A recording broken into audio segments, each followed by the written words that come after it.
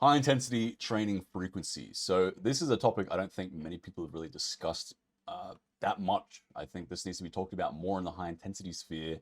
How frequently should you be training? Because there's a general idea, but I don't think it's necessarily accurate for everyone. This is a bit more nuanced than just the standard to train every 7 days, bro. You need more recovery on high intensity, which is true.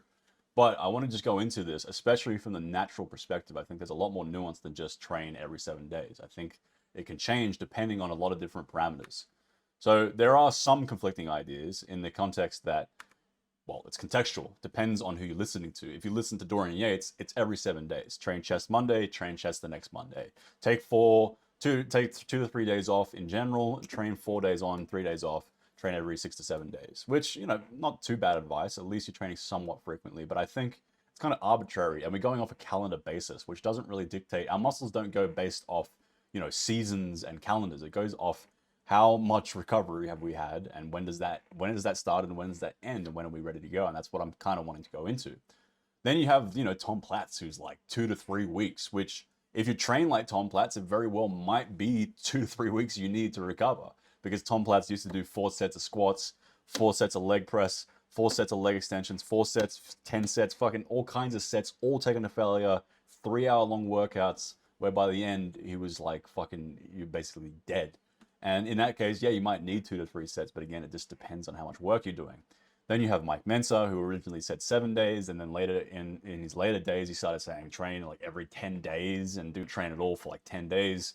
And then you have someone like me, who I'm starting to think it's more like 4 to 5 days, depending on the person. For me personally, as a natural, it is 5 days, because it could be even less for certain people who are weaker or stronger, which is kind of my next point.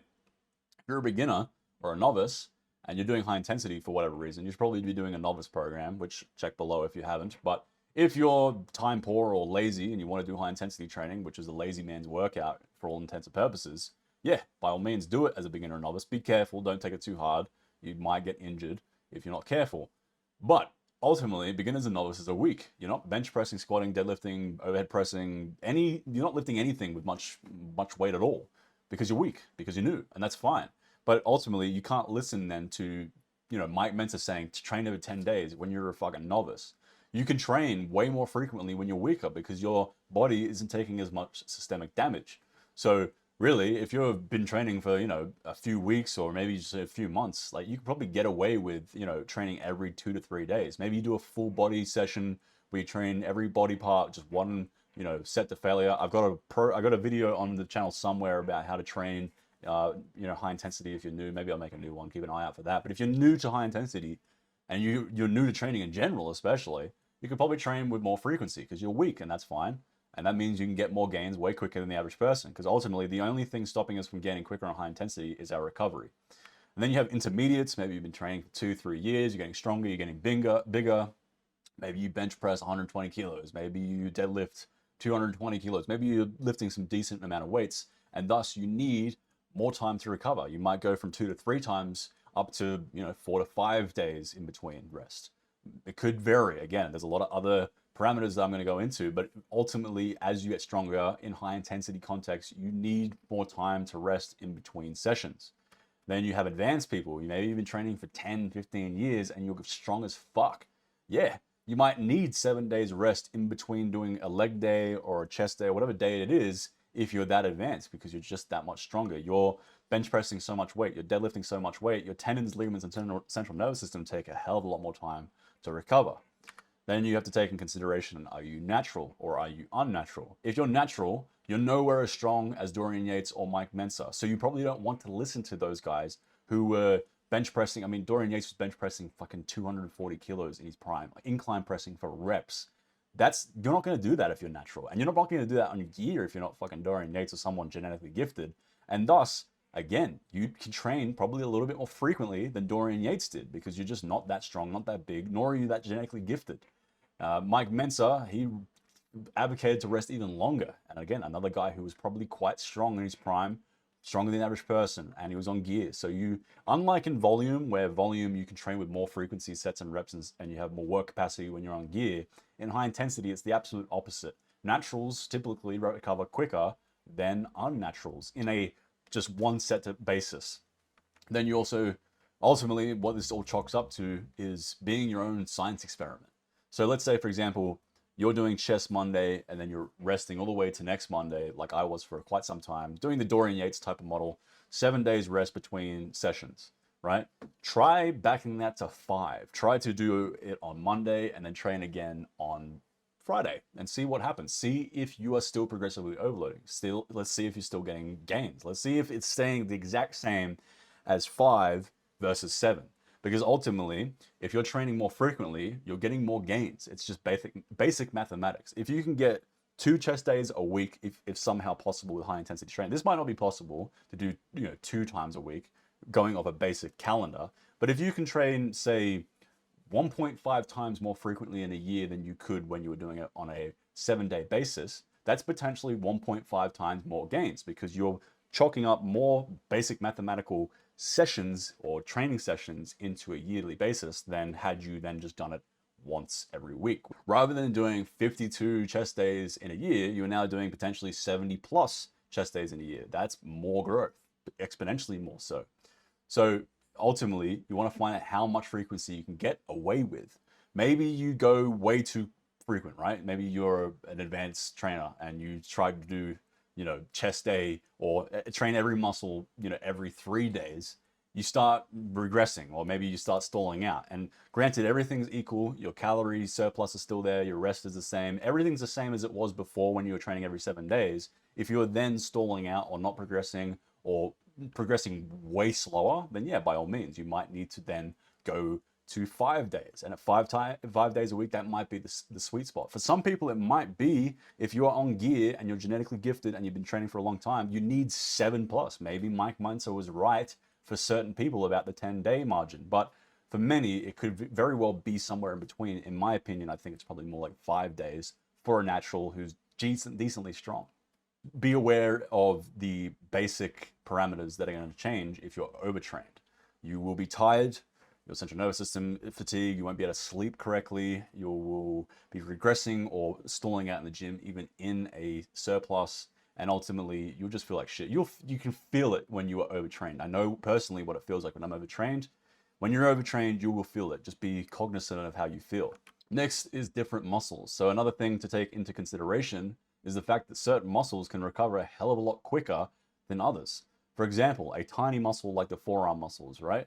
They recover a hell of a lot quicker than your quadriceps because they don't take anywhere as much weight. So the tendons and ligaments take far less of a toll. They are far less likely to indirectly interfere with the rest of your body. Maybe, for example, forearms, you're doing cable rows and now you can't grip anywhere as hard because you trained the day before. You've been training your forearms a little bit more frequently, and thus, it's harder to do rows or chin-ups, but then you can just simply put some straps on, right? Whereas, for example, if you train your shoulders twice a week, well, the front delt gets indirectly stimulated from chest day also.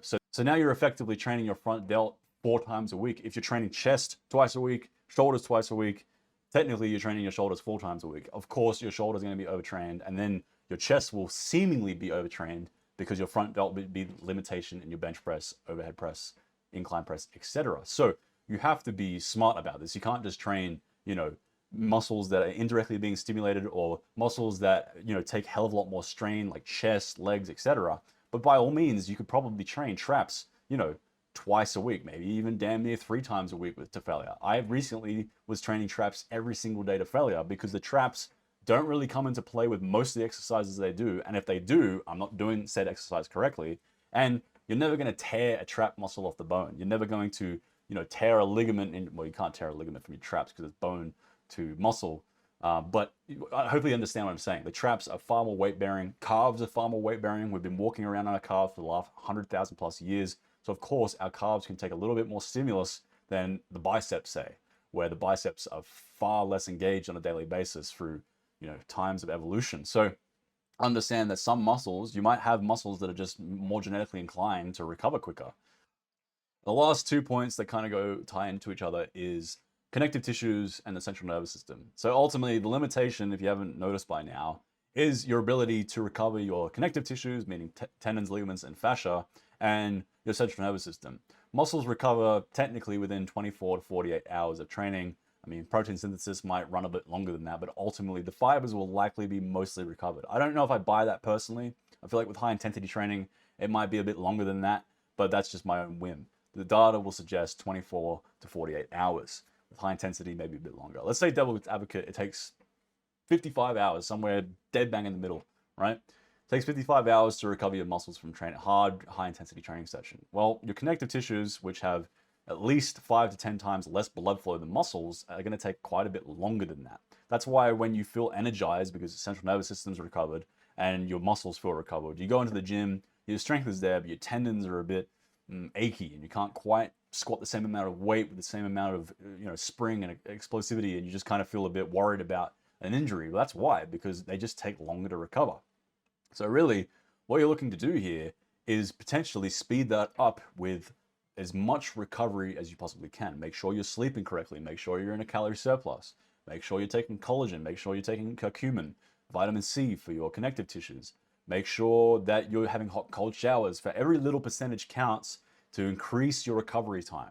If you stack, hundreds of little things that all give you 1% benefit, you might take a day or two off your recovery process and thus able to train with more frequency. Now, granted, it's an uphill battle because as you get stronger, that frequency will lower anyway. But you might be able to get away with more frequency if you can just simply increase your recovery. But ultimately, you do need to recover. You can't just keep pushing the muscles. I mean, the only way you can do that is through maybe a nucleus overload training modality where you train with a hell of a lot of frequency and volume and very little intensity. But then the problem is intensity is the main driver of hypertrophy. So it's a fine line between, trying to do volume to induce more frequency, but then ultimately getting less response from your training because there's no intensity there. So I'd much rather personally just really focus in on that one set, overkill the recovery, because one of the things with high intensity is it's very black and white. You just have to recover. Whereas volume, people are trying to train, chest and back like 3 times a week. They're trying to train all their muscles so frequently to overcompensate for the fact that there's not enough intensity there to induce optimal hypertrophy response. They both work, but one's far less complicated. And if you can just try and recover quicker, you'll be able to train with high intensity, which is the best modality for, hypertrophy. Then you'll be able to train more frequency. Mathematically, you'll get more gains. So yeah, that's it for today. That's my take on high intensity training frequency. If you take one point away, it's that you should be your own experiment. Try cutting back your training, or cutting forward your training rather. Try to train with more frequency. See how much you can get away with.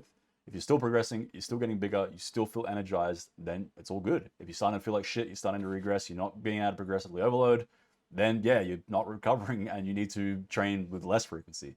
Very simple shit here, but don't take necessarily the most genetically beastly dudes on steroids advice about recovery, because it is very different from person to person. Not that much different. I'd say anywhere between 4 to 7 days is the golden area, but you don't want to be doing the 10-day, 10-day a week Mike Mensa approach unless you're incredibly lazy, in which case it will work. You're just kind of pissing time away where you could have been training and making more gains. But then also you don't want to be training super frequently. So anyway, that's it for today. Bye-bye.